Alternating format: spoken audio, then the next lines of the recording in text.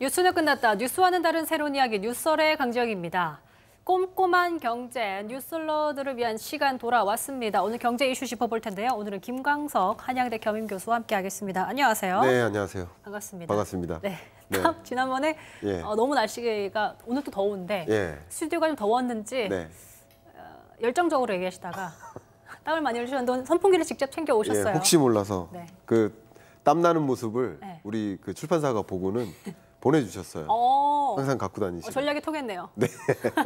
오늘 아마 땀을 더 흘려주면 에어컨을 보내주지 않을까. 기대해 보겠습니다. 재미없죠. 네. 추워졌어요. 썰렁하게. 온도가 내려갔네요. 자, 최근 눈에 띄는 경제 관련 소식이 좀 사실 그렇게 많진 않았어요. 저도 봤는데 이럴 때 사실 어떤 지표를 좀 주목해야 경제에 대한 상황을 저희가 좀 이해하고 예측할 수 있을까요? 저는 어떤 지표 이렇게 물어보시면 딱 하나, 물가. 물가 말씀을 드리고 싶어요. 왜냐하면 22년, 23년 올해까지 일어나고 있는 모든 경제 현상이 세 단어로 요약이 되거든요. 바로 물가, 금리, 시장.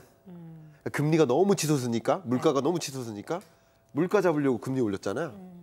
금리가 물가 다 잡히면 금리 더 이상 안 올려도 되니까 결국 이것이 시장에 또 다른 방향에 영향을 미치거든요. 다 연결이 돼 있네요. 그러니까 결국 물가가 잡히느냐 안 잡히느냐 이런 물가 지표에 관심이 있으면 좋겠죠. 그래서 어제도 미국 물가가 발표됐거든요. 어젯밤에. 그러니까 그것 때문에 주가가 또 긍정적으로 작용되고 아니고 이런 게 다 결정이 되는 거죠. 맞습니다. 자, 본격적 얘기 나누기 전에 영화표 이벤트 공지사항 전해드리겠습니다. 생방송 퀴즈 이벤트, 다시 보기 댓글 이벤트 바뀌었으니까 많은 참여 부탁드릴게요. 댓글 남겨주시면 보내드립니다. 자, 본격적으로 한번 경제 이슈 나눠보도록 하죠. 띄워주세요. 모르면 손해보는 경제 이슈, 역대급 엔저 현상, 위기냐 기회냐. 요즘 사실 뭐 일본으로 여행을 정말 많이 떠나시는데 맞아요. 특히나 이때 또 엔저 현상이 있으니까 많은 분이 더 좀 뭐랄까요. 이득? 이득이다 이런 생각 하실 것 같습니다. 역대급이라고 할 만한 엔저 현상인데 세계적으로 사실 금리는 이제 인상 조금씩이지만 그래도 움직이고 있는데 엔화만 약세를 보이는 좀 이유가 있을까요? 특히? 이유가 있죠. 네, 마침 앞에 첫 질문 주셨잖아요. 그것도 역시 물가 때문이에요. 모든 게 물가 때문에. 이거 지금 이 현상은 뭐죠? 외환 시장인 거예요.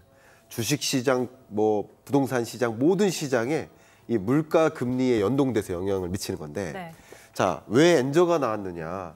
세계적으로 모든 나라가 다 금리 인상했단 말이죠. 맞아요. 우리나라도 마찬가지. 미국 같은 경우는 약 1년 동안 5%포인트를 올렸어. 이건 정말 이례적인 수준으로 금리를 올린 겁니다. 맞아요. 근데 그런 동안 일본은 금리를 한 번도 인상하지 않았거든요. 왜 그럴까요? 바로 물가 때문이에요. 물가 잡을. 그러니까 미국은 역대 최고 물가 9.1%를 찍었거든요. 지금 다소 안정화되고는 있지만 9.1%를 찍었고 우리나라는 6.3%를 찍었어요. 근데 종전에 일본 물가 다 아시죠? 디플레이션, 마이너스 물가였어요. 그러니까 마이너스 물가에서 덕분에 세계적으로 글로벌 인플레이션이 나타나니까 덕분에 일본도 물가가 상승 압력을 받았는데 다행히 일본 입장에선 다행히 그토록 원하던 물가를 만난 거예요. 2, 3, 4%대. 그러니까 목표하는 2%대 물가에 가까워져 준 것. 그러니까 자국 내에서는 도저히 이 물가 못 오는데 그러니까 물가가 목표하는 적정 물가까지 와주니까 굳이 금리를 인상할 필요가 있습니까? 없습니까? 없죠. 그러니까 세계적으로 모든 나라가 그놈의 물가 때문에 금리 인상으로 대응했는데 일본은 마이너스 물가에서 적당한 물가로 가주니까 금리 인상할 필요가 없어요. 결국 금리 인상 속도가 다르니까 금리는 곧 뭡니까? 한마디로 금리는 돈의 가치. 그러면 미국 돈의 가치가 강해지고 한국 돈의 가치도 상대적으로 일본보다 강해지는데 일본 돈의 가치는 계속 떨어지는 거죠. 그래서 엔저 현상이 나오는 거죠. 모든 게 물가 금리 시장인 거예요. 근데 엔저에 따른 이제 엔테크 현상도 좀 불이 붙고 있는데 여기에 대한 위험성은 좀 없을까요? 위험성 있죠. 물론 뭐 제가 이 방송에서 말씀드리기가 좀 조심스럽긴 합니다만 투자적인 조언을 드리기가 근데 이 엔저 현상을 놓고 보면 근래 최근 한 10년 동안의 이 원엔 환율을 쭉 그려보면 가장 낮은 수준이에요. 그러면 이것을 본다면 앞으로 올라갈 일이 떨어질 일보다 많겠다라고 생각해 볼 수 있겠죠. 그러니까 투자 관점에서는 괜찮은 시점이라고 생각합니다. 그러나 향후에 미국이 추가적으로 금리를 더 인상한다든가 또 일본은 금리를 오히려 인하한다든가 그런 일들도 있을 수 있고 불확실성이 항상 존재하기 때문에 이런 걸 가지고 막 투자해야 되겠다. 뭐 이런 종류의 열풍은 좀 위험성이 좀 수반되겠다 생각합니다. 알겠습니다. 다음 키워드 던져주시죠. 키워드. 떨어지는 라면값, 물가 안정의 시작. 앞서 이제 교수님이 언급하신 대로 물가 얘기 드디어 나왔습니다. 네. 오늘도 사실 리포트를 통해 전해드렸는데 정부가 이제 권장하면서 네. 라면 예. 값도 떨어지고 제거 제빵 관련 것도 네. 가격을 조금 내렸습니다. 네. 라면 값을 이제 10여 년 만에 내렸는데 이게 뭐 체감이 되지 않는 분들도 계시고요. 네. 장기적으로 물가 안정에 좀 효과가 있을 거라고 보세요? 자, 두 가지를 말씀드려 볼게요. 우리 앵커님께서 소비하는 품목 1년 동안 몇 가지 되세요? 엄청 많죠. 네. 라면 그럼 그게 우리 라면이요. 소비자 물가를 계산할 때 네. 460여 가지 소비 품목의 가격 등락률을 계산하는 겁니다. 그러면 라면값 잡아요, 이번에. 네. 그럼 다음에 예를 들어 빵 가격 잡아요. 그다음에 뭐 우유값 잡아요. 두더지 게임인 거죠. 그럼 460여 가지 소비 품목을 다 잡을 겁니까? 이 자본주의 사회에서. 그런 관점에서 물가 안정화에 조금이나마 기여는 할 수 있지만 중장기적으로 더 부정적인 영향을 미칠 수 있다라는 것이고 더 중요한 거. 저는 가장 우려되는 게 있습니다. 정말 이 정책이 바람직한 방향일까에 대한 그 우려감을 하나 가지고 있는데 혹시 판서가 가능할 수 있을까요? 여기 그런 게 준비가 될까요? 판서. 판서 네. 준비가 되셨나요? 때마침 판서가 네, 준비되어 마치 있네요. 짜놓은 것처럼. 마치 미리 준비해달라고 미리 했는데 준비해 그런 주신 것처럼. 나도 몰랐네요. 제가 한번 말씀드려 볼게요. 네네. 뒤에 좀 다른 거 나오니까. 네, 다른 게 나오면 안 되겠죠? 뉴스룸이니까. 제가 한번 질문 뉴스거리니까. 드려볼게요. 네. 기업의 목적이 뭡니까? 이윤 추구죠. 이윤 추구. 자, 그럼 이윤 추구까지 다 하세요. 네. 그럼 이윤이 뭡니까? 프로핏. 프로핏. 네. 그럼 프로핏은 뭡니까? 또 이윤. 매출에서 예. 익스펜스를 빼면 프로핏이죠. 너무 좋네요. 네. 이윤의 정의가 네. 매출액 레비뉴에서 네. 커스트 비용을 뺀 거죠. 네. 자, 네. 여러분 영어 나왔어요. revenue. 매출에서 비용을 뺀 거예요. 네, 이게 이윤이. 이윤을 극대화한다고 했잖아요. 네. 그럼 기업은 이윤을 극대화하기 위해 있는 조직인 거예요. 네. 그럼 매출을 극대화하거나 네. 비용을 줄이거나 하는 게 기업의 활동인 거예요. 그렇죠. 근데 보세요. 이 매출액은 좀 어렵지만 P 곱하기 Q예요. 그러니까 이게- 가격 곱하기 판매량. 맞아요. 그죠? 프라이스하고 퀄터티. 그러면 가격을 제한해요. 이 자본주의 사회에서 지금 올해가 또 재밌게도 아담 스미스 300주년. 아, 그래요? 예. 그렇게 됐군요. 근데 가격은 어디에 의해 정해집니까? 소비자 그러니까 수요. 그렇죠. 그러니까 보이지 않는 손. 맞아요. 가격은 통제하는 게 아닙니다. 그래서 기준금리는 인상하고 인하하지만 가격은 상승하고 하락하는 겁니다. 스스로 정하는 게 아니라 정해지는 거예요. 수요 공급에 따라 정해지죠. 네. 근데 제가 걱정되는 게 뭐냐면 네. 가격을 통제하면 그럼 결과적으로 매출액이 그대로 줄 가능성이 있어요. 그럼 매출액이 줄거나 revenue가 줄 거라고 생각하면 기업은 어떻게 해야 될까요? 퀄터티. 많이 팔아야죠. 그렇죠. 아니면 많이 팔거나 코스트를 내리거나. 비용을 줄여야 돼요. 자, 여기서 중요한 얘기 해드리겠습니다. 지금 가격을 통제하려고 하는 이 자본주의 사회에서 가격을 통제하려고 하면 그럼 기업들이 할 수 있는 액션은 라면에 건더기를 빼야 돼요. 면의 양을 100g에서 90g으로 줄여야 돼요. 그럼 저 같은 사람은 라면을 2봉지 사야 돼요. 그러니까 원가 절감이 들어간다는 얘기를 하고 싶은 거예요. 그러니까 이윤을 극대화하기 위한 기업 경영 의사결정에서 네. 가격을 통제해버리면 가격을 떨어뜨리면 네. 할 수 있는 기업의 경영 전략은 선택권이 이거밖에 없는 비용을 거죠. 줄여야 되는 거예요. 네네. 그럼 잘 보세요. 우리 글로벌 경제를 생각할 때 우리가 열심히 살아가죠. 기업들이 열심히 살아가잖아요. 그럼 뭐를 위해 살아가죠? 기술 경쟁력, 품질 경쟁력, 제품 경쟁력, 서비스 경쟁력. 그렇죠. 이런 경쟁이 선순환을 만드는 경쟁 아니겠습니까? 맞습니다. 근데 지금 이거 뭐냐? 품질을 떨어뜨리자. 유기농 제품 쓰지 말자. 혹은 양을 줄이자. 악순환. 악화가 양화를 구축하는 잘못된 경쟁 방식을 만드는 거죠. 그래서 중장기적으로 봤을 때 이렇게 가격을 통제하려고 드는 그런 접근 방식은 건전한 생태계를 못 만들고 국제 경쟁력으로 봤을 때 서로가 우리 품질 줄이자, 서로가 양 줄이자, 엉뚱한 경쟁을 하게 되는 거죠. 그게 우리가 그렇게 바라는 이걸 던지시면 어떡합니까? 좀 던진 게 아니라 넘어진 겁니다. 넘어진 거죠. 네. 안 보인다고 그렇게 안 보일 때 그렇게 저한테 공격 들어오시면 교수님 네, 제가 던지겠습니까 네. 방송 중에. 그래서 제가 그런 우려가 된다는 거죠. 중장기적으로 봤을 예, 때. 그러니까 이게 자본주의 사회에서 가격을 통제하려고 하는 그런 액션이 오히려 부정적인 효과가 있을 수 있다. 이게 굉장히 우려되고요. 그런 일을 최대한 막아가면서 움직여야 되지 않을까 하는 그 의견을 좀 올립니다. 예. 그런 시그널을 좀 줄 수 있기 때문에 네. 장기적으로 봤을 때 그런 식으로 그렇게 가격만 잡는 것은 네. 그렇게 원인 해결에 그렇게 큰 도움이 될 수 저 없을 정말 수도 기업들 있다. 많이 만나거든요. 그럼 경영전략회의 같은 데 참석했을 때 한번 생각해 보세요. 야, 우리 이윤을 그래도 보존하거나 늘려야 되는데 가격을 통제하면 어떤 경쟁을 하겠는가. 그러니까 서로가 그 싼 가격을 맞추기 위해서 비용을 줄이기 위한 경쟁이 있는데 그럼 저품질에 저용량에 이런 경쟁, 엉뚱한 경쟁으로 가는 거죠. 그게 바람직한 방향인가를 한번 고심을 해볼 필요가 있지 않을까 의견 드리겠습니다. 알겠습니다. 자, 키워드 세 번째 띄워주세요. 반환점 통과 2023년 하반기 경제 전망. 사실 이제 정말 딱 오늘 7월 1일이잖아요. 네. 그러다 보니까 딱 올해 반이 지나갔습니다. 그래서 하반기 전망 얘기를 좀 해볼 텐데 네. 추경호 경제부총리가 이제 하반기 경제에 대해서 상저하고 흐름을 유지하겠다고 발표를 했습니다. 네. 반등 가능성은 좀 어떻게 네. 보세요? 이 부분 소상히 말씀드리겠습니다. 정확히 우리가 23년 한 해에 반을 지내는 시점이기 때문에 나머지 23년 하반기는 어떻게 될까? 23년 상반기 엄청 힘들었잖아요. 맞아요. 너무 힘들었어요. 그런데 이게 얼마나 힘들까? 먼저 이렇게 말씀드릴게요. 23년 경제 성장률이 1.4%예요. 근데 1.4% 성장률이 어떤 의미인지를 말씀드릴게요. 아마 앵커님은 경험을 못 하셨겠지만 우리가 근래 현대 경제 통계를 받은 이후로 역사상 4번의 경제 위기가 있었어요. 현대 경제사에서. 네. 그게 1980년부터입니다. 1980년 오일 쇼크에 따른 경제적 충격. 네. 이때 역성장했어요. 마이너스 1.7%. 두 번째 IMF 외환 위기. 마이너스 5.1%로 또 역성장했어요. 세 번째가 2008년 글로벌 금융위기. 그리고 네 번째가 팬데믹 경제위기 2020년. 네. 이때도 마이너스 0.7로 역성장했어요. 자, 근데 제가 아까 23년 성장률이 1.4%라고 제가 전망한다고 했잖아요. 네. 근데 이 1.4% 전망치는 네 번의 경제 위기 때 만났던 성장률 이걸 제외해 놓고 보면 가장 낮아요.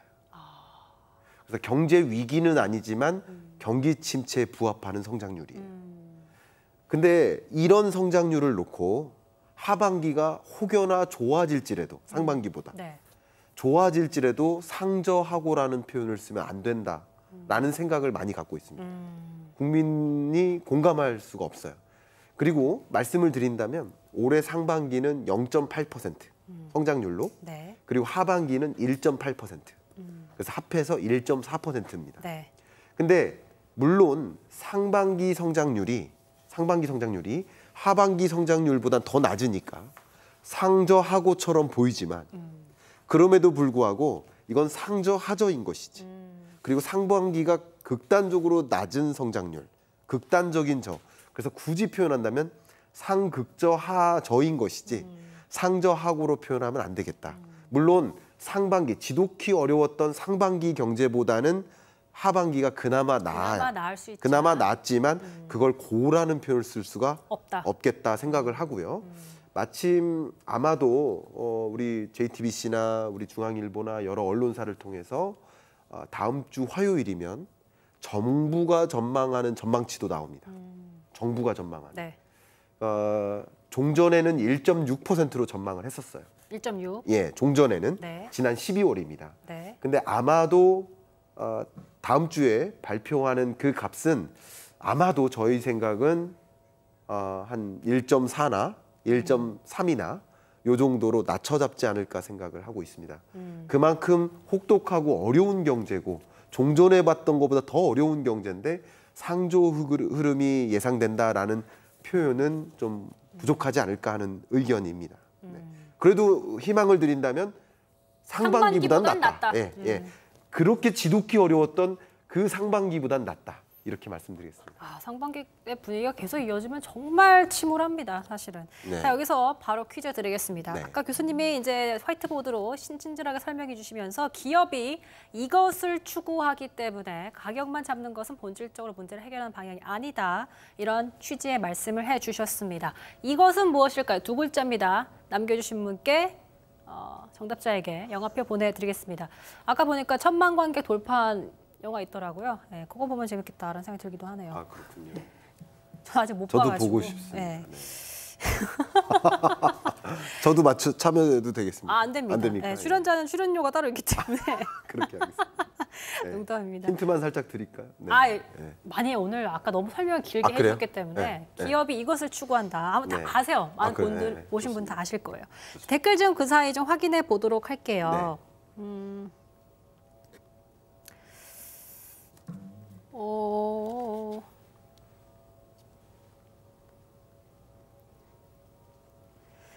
요 아까 이제 화이트보드로 친절하게 기업의 이런 것을 설명해 주실 때 거기에 대한 댓글 남겨주신 것 같아요. 신비주의 남쌤께서 1차 생산지가 결국에 이득일 것 같다. 기업들도 뭘 사야 팔아서 남으니까. 네.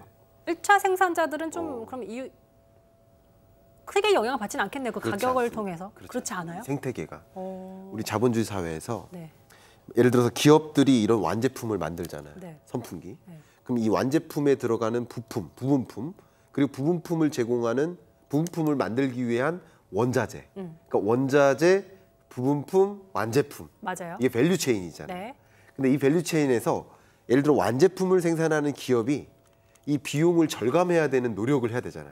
그럼 그 비용 절감 노력을 그 고충을 누구한테 또 전가시킬까요? 그 전 단계. 야, 부품 가격 더 떨어뜨려. 그 조건에는 우리가 안 돼. 그러면 이 기업은 또 어떻게 할까요? 그쵸. 원자재. 그러니까 다 같이 힘든 거예요. 비용 압력을 받는 게. 그럼 누가 좋은 거예요? 좋은 소비자는 좋겠죠. 그러니까 라면을 즐겨 드시는 분들. 한 달 내내 라면을 드신다든가 하시는 분은 어쨌든 기본적으로 라면 가격은 떨어지니까 그게 당연히 라면 소비가 많은 계층은 좋을 수는 있겠지만 근데 궁극적으로 장기적으로 그게 건전한 생태계를 만들지 못하니까 그분들도 결과적으로 좋지 않을 수 있다라는 것을 말씀드리는 거죠. 파운드르님이 그래서 그럴 수도 있겠다. 그래서 100원, 200원 내리고 내용물을 줄여서 이제 질소 충전하는 그런 식으로 할 수도 있겠다라면서 약간 비꼬는 그런 댓글 달아주시기도 했습니다. 하반기 부동산 문제, 금융 문제 터지면 이런 예측이 다 필요 없을 정도다. 라고 어떤 분이 남겨주셨어요. 우리가 예상하지 못하는 어떤 뭔가의 돌발 변수 이런 것들이 등장할 때 소위 위기라고 하죠. 팬데믹이라는 우리가 예상하지 못하는 돌발 변수가 등장했었고 2022년에도 러시아 우크라이나 전쟁이라는 예상하지 못하는 변수가 있었고 그런 우리가 예상하지 못하는 어떤 변수가 등장하면 이런 시나리오가 다 정정될 수밖에 없겠죠. 네. 자, 정답자 나왔습니다. 서정례님. 정답은요? 이윤입니다. 이윤. 아까 알파 파이로 해주셨던 게 이제 이윤이었는데. 이윤이 아닙니다. 죄송합니다. 추워.